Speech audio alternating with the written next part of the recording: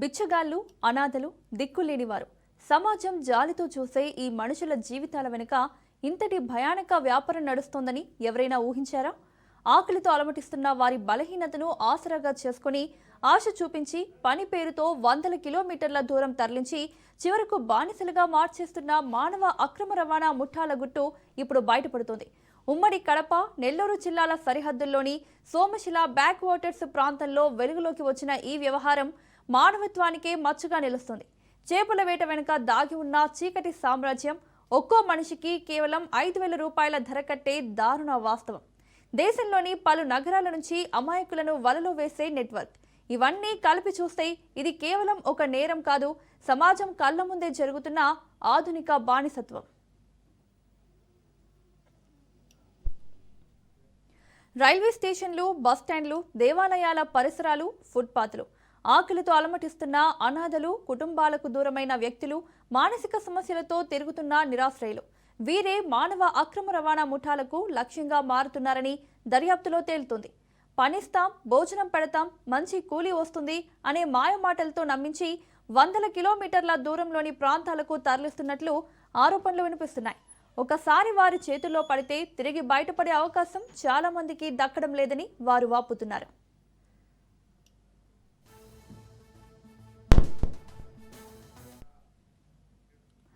కడప, నెల్లూరు జిల్లాల సరిహద్దుల్లో విస్తరించిన సోమశిల బ్యాక్ వాటర్స్ ప్రాంతం చేపల వేటకు కేంద్రంగా గుర్తింపు పొందింది. వేలాది కుటుంబాలకు జీవనాధారమైన ఈ జలాశయం ఇప్పుడు వివాదాలకు కేంద్ర బిందువుగా మారుతోంది. చేపల వేట కోసం కార్మికుల కొరతను అవకాశంగా మార్చుకున్న కొందరు ముఠాలు, అనాథలు, అలాగే దిక్కులేని వారిని ఇక్కడికి తీసుకొచ్చి బలవంతపు పనులు చేయిస్తున్నారనే అనుమానాలు వ్యక్తమవుతున్నాయి. ఒక్కో వ్యక్తిని 5,000 రూపాయల చొప్పున చేపల వేట గ్యాంగులకు అప్పగిస్తున్నారనే ఆరోపణలు కలకలం రేపుతున్నాయి.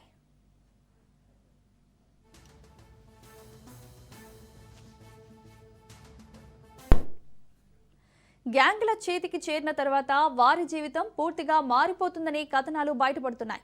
చేపల వేట, భారీ వలల మరమ్మతులు, బరువులు మోయడం, సరుకుల లోడింగ్ వంటి పనుల్లో రోజంతా నిమగ్నం చేస్తున్నట్లు తెలుస్తుంది. తగిన వేతనాలు లేకుండా కఠిన పరిస్థితుల్లో పనిచేస్తూ భయభ్రాంతులకు గురి చేస్తూ అక్కడే ఉంచుతున్నారనే ఆరోపణలు వినిపిస్తున్నాయి.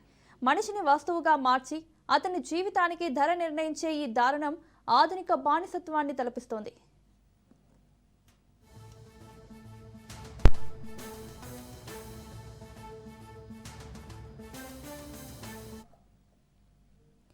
మరోవైపు చేపల వేటలో జరుగుతున్న అక్రమాలు కూడా తీవ్ర ఆందోళన కలిగిస్తున్నాయి. ప్రతి ఏడాది జూన్ నుంచి ఆగస్టు వరకు చేపల సంతానోత్పత్తి కాలం కావడంతో వేటపై నిషేధం అమల్లో ఉండాలి. కానీ సోమశిల బ్యాక్ వాటర్స్ పరిధిలో నిషేధ కాలంలో కూడా వేట కొనసాగుతోందనే ఆరోపణలు ఉన్నాయి. ఈడ్పు వలల వినియోగంతో చిన్న చేపలు సైతం నాశనమవుతున్నాయని మత్స్యకారులు చెబుతున్నారు. ప్రకృతి సంపదను దెబ్బతీస్తూనే అక్రమ కార్మిక వ్యవస్థతో కోట్ల రూపాయల వ్యాపారం సాగుతోందనే విమర్శలు మరింత బలపడుతున్నాయి.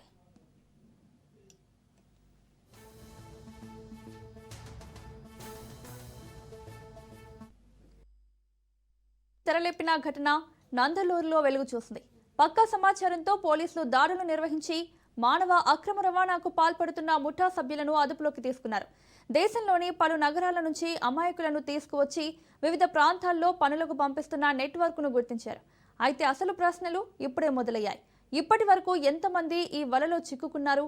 ఈ ముఠాల వెనుక ఉన్న అసలు సూత్రధారులు ఎవరు? చేపల అక్రమ వేటతో ఈ నెట్వర్క్కు ఉన్న సంబంధం ఎంత లోతుగా ఉంది అన్న అంశాలపై సమగ్ర విచారణ జరగాల్సి ఉంది. సోమశిలలో బయటపడిన ఈ ఘటన ఒక కేసు మాత్రమే కాదు, సమాజం మర్చిపోయిన మనుషుల జీవితాలపై నడుస్తున్న చీకటి వ్యాపారానికి అద్దం పట్టిన విషాద గాథ.